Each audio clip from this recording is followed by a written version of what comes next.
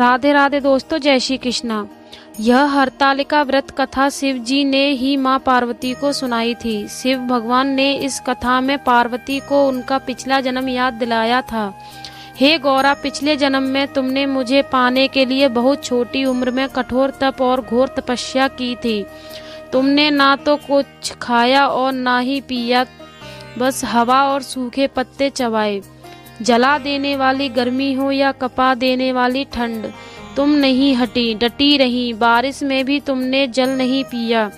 तुम्हें इसी हालत में देखकर तुम्हारे पिता दुखी थे। उनको दुखी देखकर नारद मुनि आए और कहा कि मैं भगवान विष्णु के भेजने पर यहाँ आया हूँ। वह आपकी कन्या से विवाह करना चाहते हैं। इस बारे में आपकी क्या राय है, जानना चाहता हूँ। नारद जी की बात सुनकर आपके पिता बोले, अगर भगवान विष्णु यह चाहते हैं तो उन्हें कोई आपत्ति नहीं है, परंतु जब तुम्हें इस विवाह के बारे में पता चला तो तुम दुखी हो गईं। तुम्हारी एक सहेली ने तुम्हारे दुख का कारण पूछा तो तुमने कहा कि मैंने सच्चे मन से भगवान शिव का वरण किया है, किंतु मेरे पिता ने मेरा विवाह विष्णु जी के साथ तय कर दिया है। मैं विचित्र धर्म संकट में हूँ। अब मेरे पास प्राण त्याग देने के अलावा कोई और उपाय नहीं बचा है। तुम्हारी सखी बहुत ही समझदार थी। उसने कहा, प्राण छोड़ने का क्या कारण ही क्या है। संकट के समय धैर्य से काम लेना चाहिए। भारतीय नारी के जीवन की सार्थकता इसी में है कि जिसे मन से पति रूप में एक बार वरण कर लिया, जीवन पर्यंत उसी से निर्वाह करे। मैं तुम्हें घनघोर वन में ले चलती हूँ, जो साधना स्थल भी है और जहाँ तुम्हारे पिता तुम्हें खोज भी नहीं पाएंगे। मुझे पूर्ण विश्वास है कि ईश्वर अवश्य तुम्हारी सहायता करेंगे। तुमने ऐसा ही किया। तुम्हारे पिता तुम्हें घर में न पाकर बड़े चिंतित और दुखी हुए। इधर तुम्हारी खोज होती रही, उधर तुम अपनी सहेली के साथ नदी के तट पर एक गुफा में मेरी आराधना में लीन रहने लगी। तुमने रेत के शिवलिंग का निर्माण किया। तुम्हारी इस कठोर तपस्या के प्रभाव से मेरा आसन हिल उठा और मैं शीघ्र ही तुम्हारे पास पहुंचा और तुमसे वर मांगने को कहा।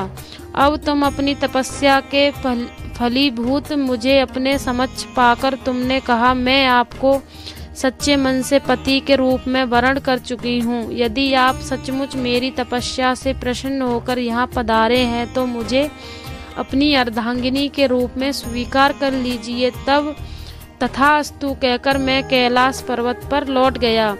उसी समय गिरिराज अपने बंधु बांधवों के साथ तुम्हें खोजते हुए वहां पहुंचे। तुमने सारा वृतांत बताया और कहा कि मैं घर तभी जाऊंगी अगर आप महादेव से मेरा विवाह करेंगे।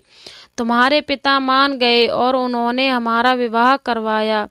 इस व्रत का महत्व यह है कि मैं इस व्रत को पूर्ण निष्ठा से करने वाली प्रत्येक स्त्री को मनवांछित फल देता हूँ।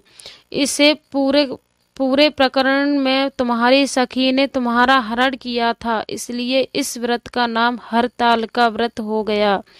इस व्रत से जुड़ी एक मान्यता यह है कि इस व्रत को करने वाली स्त्रियां पार्वती जी के समान ही सुखपूर्वक पति रमण करके शिवलोक को जाती हैं। सौभाग्यवती स्त्रियां अपने सुहाग को अखंड बनाए रखने और अविवाहित युवतियां मन मुताबिक वर पाने के लिए हरतालिका तीज का व्रत करती हैं। इस दिन व्रत करने वाली स्त्रियां सूर्योदय से पूर्व ही उठ जाती हैं और नहाकर पूरा श्रृंगार करती हैं। पूजन के लिए केले के पत्तों से मंडप बनाकर गौरी शंकर की प्रतिमा स्थापित की जाती है। इसके साथ पार्वती जी को सुहाग का सारा सामान चढ़ाया जाता है। रात में भजन कीर्तन करते हुए जागरण कर 3 बार आरती की जाती है और शिव पार्वती विवाह की कथा सुनी जाती है।